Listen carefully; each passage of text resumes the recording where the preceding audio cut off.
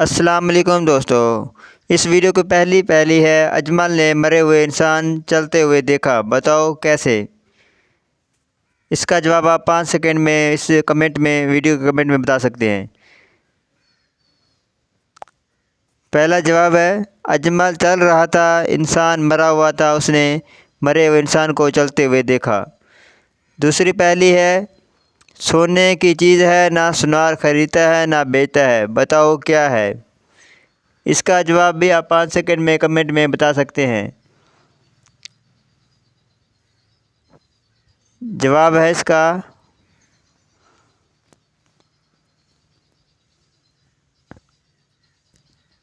चारपाई।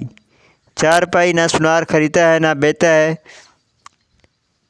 आपके कितने जवाब दुरुस्त हुए हैं? आप कमेंट में इसकी वीडियो कमेंट में बता सकते हैं कि आपका जवाब एक दुरुस्त हुआ है या दो दुरुस्त हुए हैं।